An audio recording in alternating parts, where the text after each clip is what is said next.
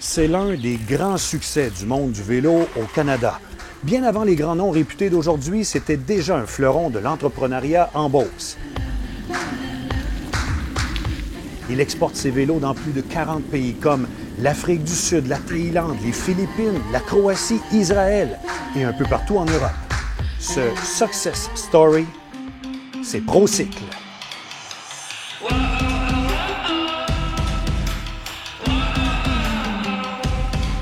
Le réseau de détaillants AVP du Québec, qui a à cœur votre sécurité à vélo, et ProCycle vous souhaite bonne émission.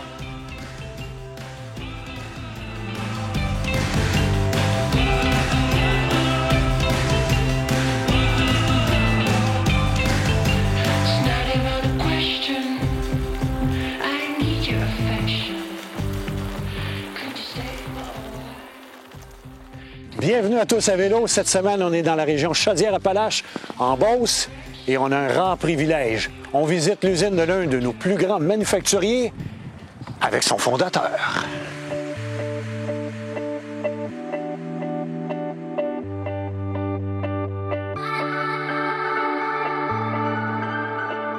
Bienvenue chez nous, bienvenue en Beauce. C'est né en 77. En juin 1977, on était le petit nouveau dans le marché canadien. Il y avait à l'époque CCM et Raleigh et Victoria. Curieusement, les trois que je vous ai nommés n'existent plus. Le matin qu'on a commencé à fabriquer des Peugeot puis vendre des Peugeot, notre crédibilité de qualité, ça a tout changé, la relation. Ça fait qu'ils ne mettaient plus en doute notre capacité à faire des bons vélos. Donc, c'est clair que ça nous a donné une poussée énorme. Aujourd'hui, ProCycle, ce sont les vélos urbains, de route et d'enfants miellés. C'est aussi Rocky Mountain, parmi les vélos de montagne les plus réputés au monde. Le seul vélo électrique entièrement québécois, le Evox, est un produit ProCycle. L'entreprise est aussi le distributeur au Canada de la très prestigieuse marque Colnago. La raison qu'on s'est associé avec eux autres, premièrement, ils ont les mêmes valeurs que nous autres. Ça reste une compagnie familiale, un peu comme nous autres, italien comme on sait. Et c'est toujours Ernesto Colnago qui est à la barre de l'entreprise et on voulait offrir à nos marchands canadiens un très haut de gamme route. Le but, c'est pas de l'étendre partout, c'est d'être aux bonnes places. C'est un produit très niché. C'est un produit de premier prix, à 3 000 $, là, puis ça monte très rapidement. Et le plus dispendieux peut être à quel prix? Ah, ça peut être à 15 000 là. Avec le C60 puis tu mets les pièces dessus, ça peut être 15 000 C'est un bon vélo. Oh oui, c'est des petits bijoux. Très légers. Des œuvres d'art. Très léger, très performant.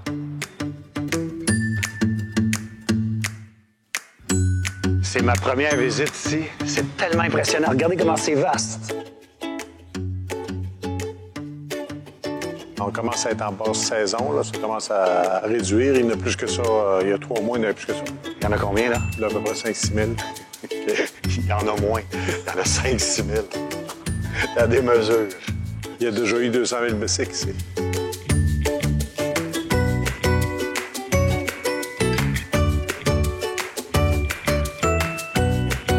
Ça fait combien de temps que t'es ici? 38 ans, 37 ans. 37 ans. Passé, là. Il est rentré à 10 ans. 79. 37 ans chez ProCycle? Oui.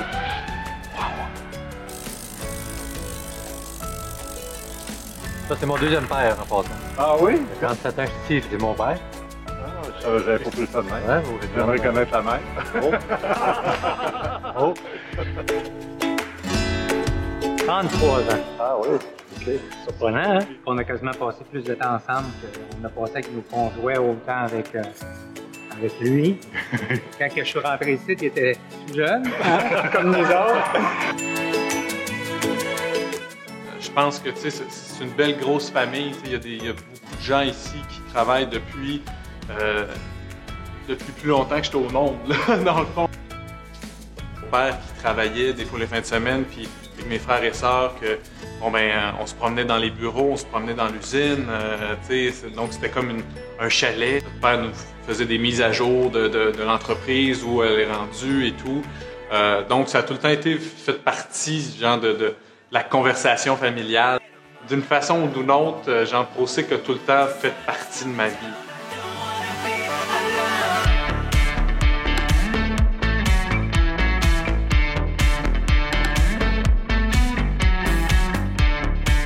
Bicycle, 50 de son chiffre d'affaires, c'est à l'exportation, grâce notamment à Rocky Mountain, qui a une solide réputation dans le vélo de montagne.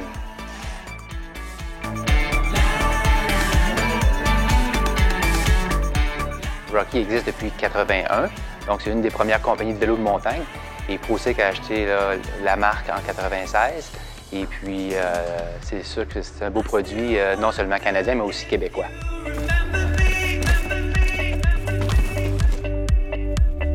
Ce cadre-là, ce nouveau vélo-là, qui est un vélo downhill, en bon français. Descente Rocky Mountain. Il a été choisi aux États-Unis par un magazine le meilleur vélo downhill de 2016.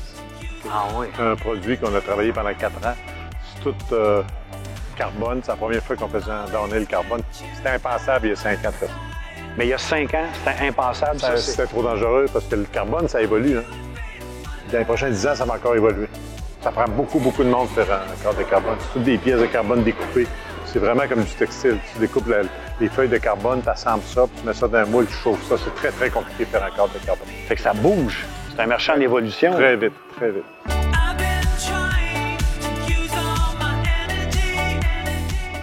J'ai l'impression que Raymond, il est beaucoup dans le futur. OK, ça peut être quelque chose d'autre. Dès qu'il y a quelque chose d'accompli, ben après ça, il y a tout le temps, OK, mais là, ça peut être mieux.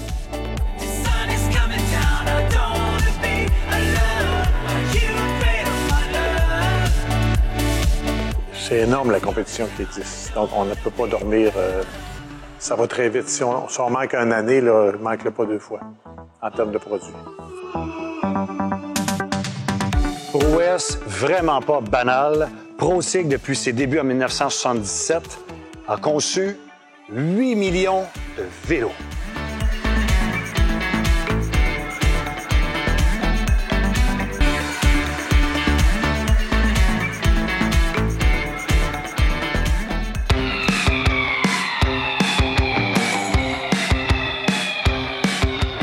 Merci de regarder Tous à vélo.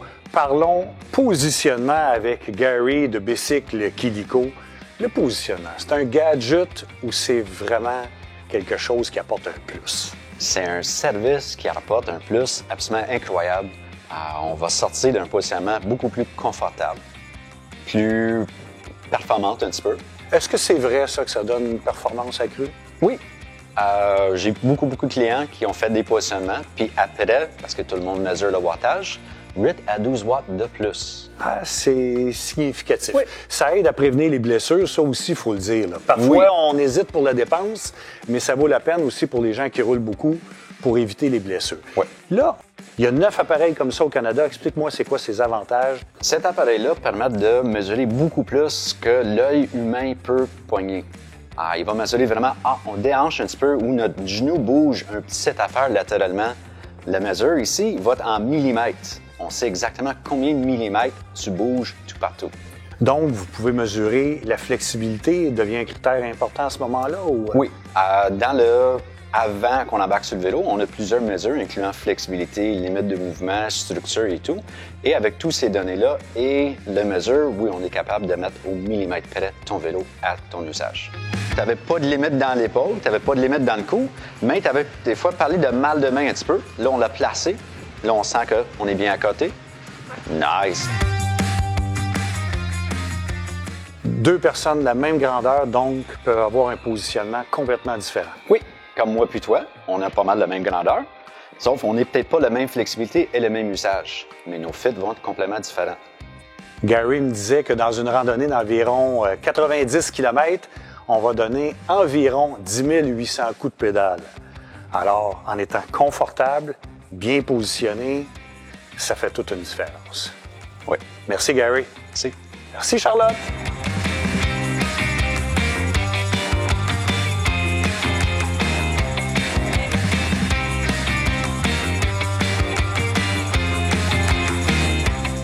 Wow! Que c'est beau! La Beauce.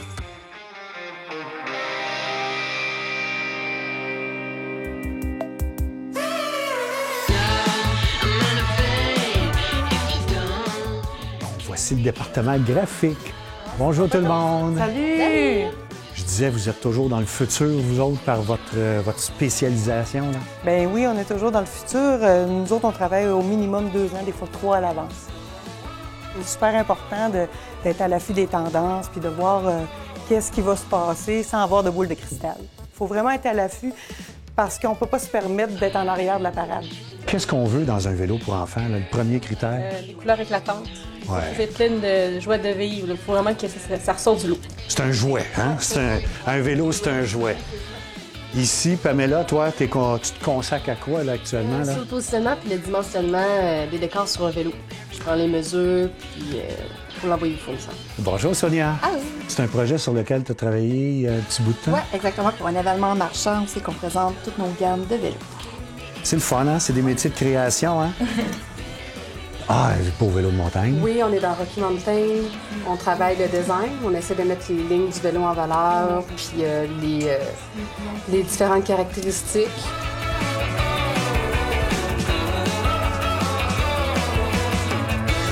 Si t'as pas la bonne couleur, t'es mort. Fait qu'il faut vraiment que tu fasses une recherche. Fait que oui, il y a le travail des ingénieurs. Mais le cosmétique est très important. Le cosmétique est très important. Très important. Ben, vous êtes un consommateur. Ouais. Si tu as ce que tu veux comme spécification, il n'est pas beau, que tu fais, tu vas regarder à côté. Pire que ça, tu vas en avoir un qui est là, puis l'autre, écoute, 200$ de plus, puis il est beau, tu vas prendre le 200$. Ouais. Mais souvent, on nous dit l'important dans le vélo, c'est qu'il faut que tu choisisses tes composantes de qualité. Mais c'est vrai... Ça, c'est le côté rationnel, là. Oui. Il y a le côté émotif. Mais tu veux un beau vélo. Ouais. C'est vrai. Surtout ceux-là, c'est cher. Ouais. Magasin en chaîne, des vélos bas de gamme, ils font flasher. Il faut que ça flash. Mais dans ça, il faut que ça soit plus subtil que ça. OK. ProCycle, surtout avec les vélos électriques Evox et Rocky Mountain dans le vélo de montagne, investit 3,5 % de son chiffre d'affaires en recherche et développement. Ça, c'est important, ça.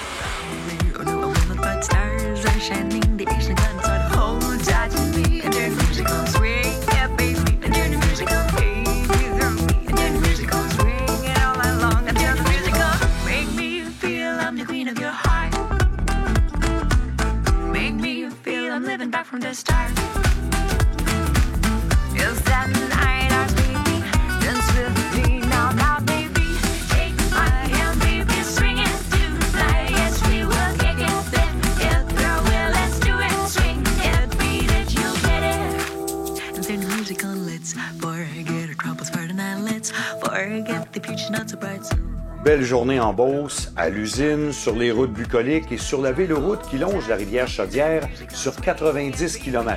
La région Chaudière-Appalaches propose d'ailleurs 800 km d'itinéraires menant à certains des plus beaux villages du Québec.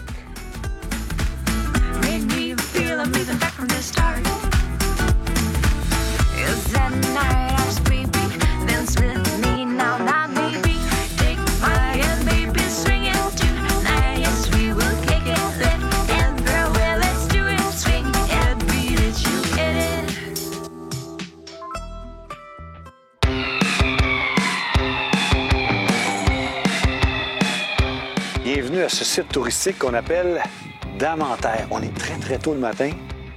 Dans la journée ici, ça bouge. Il y en a des activités à faire.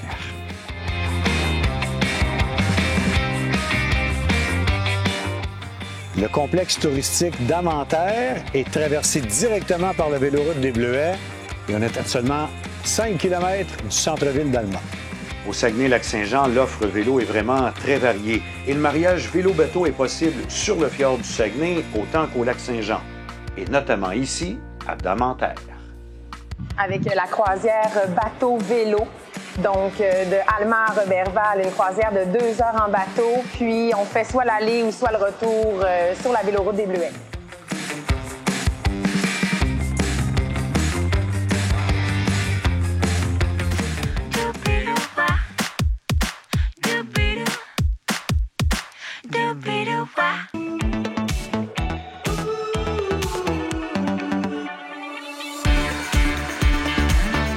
Colnago est un nom extrêmement prestigieux pour tous ceux qui s'intéressent à la course cycliste. Son fondateur, Ernesto Colnago, était un mécanicien d'abord. Il a travaillé avec Eddy Merckx, le plus grand cycliste de l'histoire. Au cours de sa fabuleuse carrière, il a collaboré avec Enzo Ferrari. Ensemble, ils ont réalisé le premier vélo tout carbone à l'aide de la technologie de la Formule 1. C'était en 1987.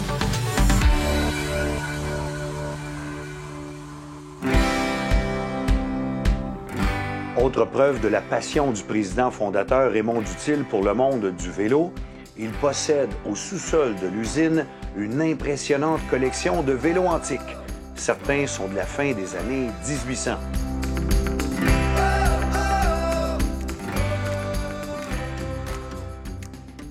Regardez-moi ce vélo-là, la selle surtout. Raymond, c'est incroyable, là. Ça, c'est un véritable musée du vélo, vous avez là. Un futur musée. Là, il y a un ancien vélo de Marie-Hélène Prémont aux Olympiques. Vous avez votre dernier Peugeot que vous avez assemblé. Mais ça, c'est des véritables pièces de collection. 19e siècle. 19e siècle, 1882. La roue avant, 50 pouces. Arrière, 21 pouces. Vieux tricycle. Vous en faites une collection ou? Bien, il y a des gens qui m'ont offert des vélos, puis j'ai un ami qui connaît beaucoup ça, je vérifie toujours, puis je l'ai acheté de fil en aiguille. Là. En disant un jour, je vais les exposer, on est rendu là. On est en train de préparer ça. Ça aussi, là, on est avant le début des années 1900, là. Ouais. C'est... Est-ce qu'on peut... Oui, on va en ouvrir une pour voir ce qu'il y a dedans.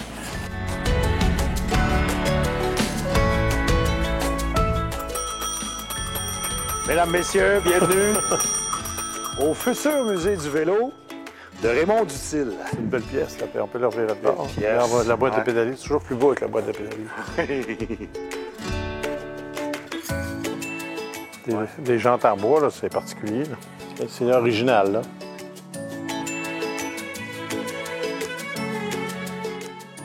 Ah oui, c'est toute beauté, là. La selle à ressort. Est-ce qu'on peut fouiller dans d'autres boîtes?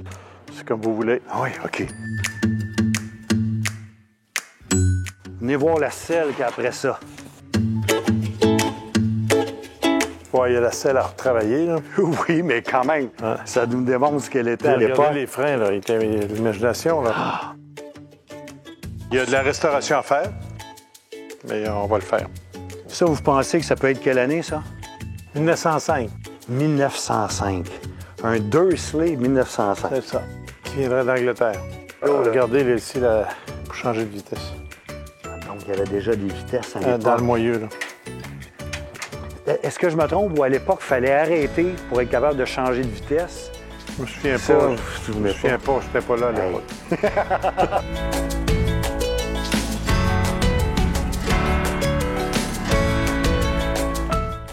C'est un tricycle. C'est un tricycle anglais qu'on appelait le Humber Creeper 1885. C'est vraiment un original. C'est vraiment pas une reconstitution. Et c'est un peu aberrant. Ça fait plus que 100 ans. Il y a déjà une fourche à suspension. Il y avait déjà un système de freinage. Il y avait un différentiel parce que c'était des grosses roues quand ils tournaient. Là, il y a un différentiel dans le milieu. Il y avait déjà le jeu de la chaîne puis des braquettes.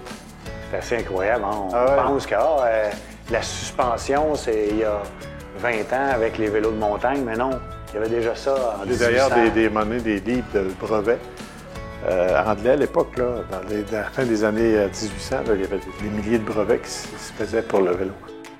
Donc, on voyait que ça bougeait beaucoup. Puis, surtout que l'automobile est arrivé, mais ça a baissé, ça s'est transmis à l'automobile. L'automobile est né du vélo. En fait, l'âge d'or du vélo, c'était à la fin des années 1800, avant, exact. Justement, il y avait des centaines de fabricants de vélos en Amérique du Nord. Parce que le vélo a amené l'industrialisation de faire des produits en série. Le monde avait des lignes de montage, faisait des produits en série. Et le vélo a inspiré l'auto, parce qu'ils ont pris des vélos, ils ont fait des roues, ils ont mis 4 roues, ils ont mis un moteur. Peugeot, d'ailleurs, c'est le Peugeot qui existait avant l'automobile. Qui faisait les vélos, puis les gens qui ont décidé de faire des autos, ils se sont séparés parce qu'ils ont dit qu'il n'y a pas d'avenir dans l'auto. Après ça, ils se sont réunifiés, mais ils se sont séparés à l'origine. Né l'avion, c'est qui a fait voler le premier avion? C'est les frères Wright. C'était qui? C'était un bike shop. C'était des gars de bicycle. Les frères Wright, il y avait un magasin de bicycle. C'est eux autres qui ont fait le premier avion qui volait. C'était des roues de vélo, tout ça. Alors, le vélo mène à tout. C'est ça.